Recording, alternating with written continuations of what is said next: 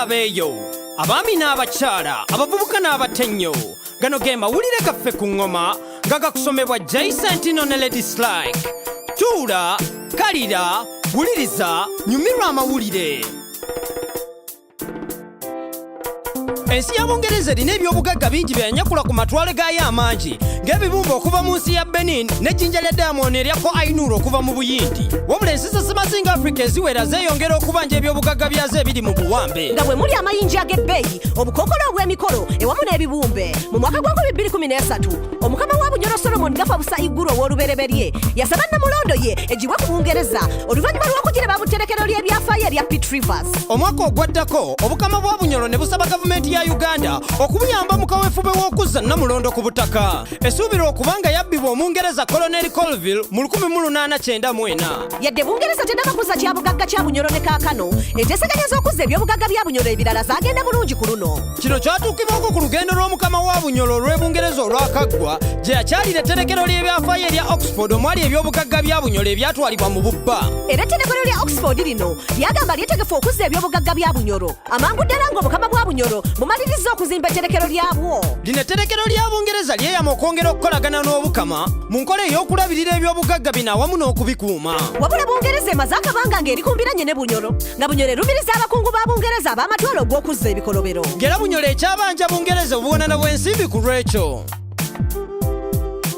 Semazinga Africa erina abawandiisi b'obutabo bangi abagikwatidde bendera, ng'era mwana muwala Chimamanda Ngozi Adichie ow'emyaka 39 kati yeeyunze ku luno olukalala. Omunigeria ono kati amanyikiddwa ng'omuwandiisi akyasinze ettutumu okuva ku Semazinga ng'akoze nnyo mu kyokwagaza omugigi omupya engero z'Abafirika awamu n'ebyobuwangwa. Mukyala Adichie yava mu nsi ye ku myaka 19 egy'obuto nga yakamala akabanga katono mu ssettendekero lya Nigeria.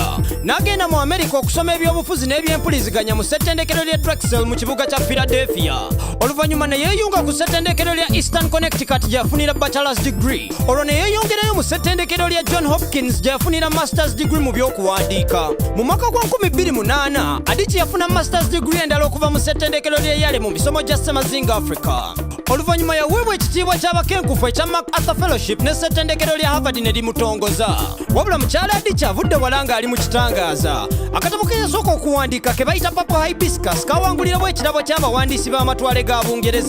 Era mu mwaka gwa 2003 Adichie yawangula ekirabo ky'obugero obumpi okuva mu kitongole kya BBC ng'akagero ke bayita That Hammerton Morning ke kaamutuusa ku buno obuwanguzi. Akatabo kaakokubiri ke bayita Half of a Yellow Sun akoogera ku lutalo lwa Nigeria olw'omunda nako kaawangula ebirabo bya Orange Prize ne Ansfield Book Award. Era oluvannyuma akatabo kano ne kakolebwamu firimu eyafulumizibwa mu mwaka gwa 2014 mu linnya lye limu. Kati ebigambo bya mukyala Adichie bimukoledde erinnya kubanga bikozesebwa mu kutunda t-shirt awamu ne mu nnyimba. N'omuyimbi Omumerika Beyonce yeeyazika ebigambo bya Adichie mu luyimba lwe bayita Flawless. Era nga n'ebigambo bino byakozesebwa mu mwoleso gw'engoye mu kibuga kya Paris.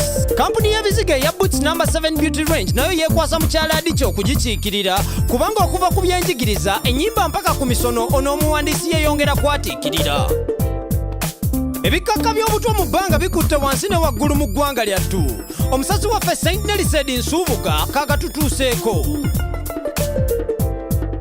Ensonga y'ebikaka yelisa nkuli ku Semazinga Africa ng'era kireetedde bangi okukkirira ezzira kumwa bingi ebitutta ku Semazinga ng'oggyeko omusujja gw'ensirisiriimu n'Ebola. Kino ekirwadde tekisosola binojjo na lukyolo ng'era kikonkona ku luggi entakera ne bwoggalawo okwonoona obutonde naddala empewo eno gye tussa kisse bangi bw'ogeraageranya ku bafudde olw'okunywa amazzi amakyafu n'abo abafa olw'endya embi. Ebikaka ebikyafu bikutte wansi ne waggulu ku Semazinga ng'era kati twandibiisanya n'ensi nga China ne India. Ekintu ekibi ddala okutugwira mu ggwanga lyattu Uganda. Abantu abasoba 7,000 be bajja okukkirira ekaganga naye ng'ekyokukola kwe kubanga tufaayo. Amakolero n'enkulaakulana bingi bikyajja mu ggwanga bw'ogeraageranya ku nsi ezikula ku misinde gyayiriyiri nga Ethiopia ne Nigeria. Mu Africa tetulina poliisi erwanyisa abo aboonoona empewo mu bbanga gye tussa kwogatta omugotteko gw'ebidduka ebivaamu ebikaka ebikyafu ekyonoonera ddala embeera gy'okussa. Mu Africa okukuuma n'okulongoosa empewo gye tussa kibaliddwamu obuwumbi 2015. Guno omusono gwe guliko ng'era gukyakula. Kano ke kadde tweyunge ku nkola empya nga zino ezinaatuyamba.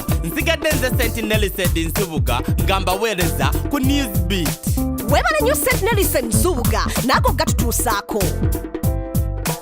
okwetolola Ssemazinga bannamagoya batera okuyisibwa bulala babalowoleza bingi bye batali oluusi ebitera okuba ebikakali abamu babatwala ng'eddagala ly'obwavu ng'ate abalala mbu babisiraani mu Kenya bayitibwa pesa ekitegeeza ssente ekiteeka obulamu bwabwe mmatigga awamu n'okusosolwa ebyobulabe bingi bye babalowoleza naye ku luno wafuddeyo ekibiina ekijanjawaza bannamagoya ng'era kino ekibiina kyategese empaka za bannamagoya bannalulungi empaka za bannamagoya ez'enkyukakyuka ezimanyiddwa nga Mr and Mrs Albino zasikiriza bangi okwetoloola eggwanga bano balazeeko kye balinawo nga 21 Oktoba bakozeseza hashtag emanyiddwa nga Beauty Beyond the Skin ng'era bonna abaali beesimbyewo baali bazze kuwangula bannalulungi bangi abakyenyigiramu nga kwotadde n'abo abazzaamu amaanyi eri bannamagoya mu nsi yonna abayita mu bulamu obw'okunyigirizibwa zino empaka z'obwannalulungi zibakoledde erinnya ewamu n'okubayamba okukuŋŋaanya ssente ez'okusoma nga kwogatta okukyusa endowooza z'abantu guno omukolo gwategekebwa Isaac Mwaura ng'ono ye mukungu wa paalamenti Namagoya eyasookera ddala mu Kenya ono agamba bannamagoya balina okuyisibwa ng'era abantu abalala mu ggwanga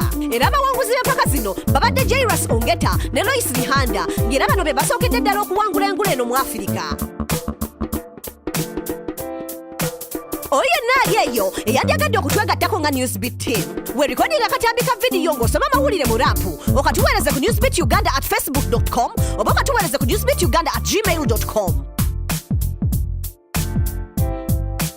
ago ge gabadde amawulire gaffe ku ŋŋoma n'olulala tuula owuliriza amawulire amalala ag'okya sigadde nze Jay Sentino ne Lady Slike gano ge mawulire ku ŋŋoma wulira amawulire tuula kalira wuliriza goberera okuva mu studio mpaka ku street ge mawulire goberera engoma goberera engoma goberera engoma yes goberera engoma goberera engoma goberera engoma goberera engoma yes goberera engoma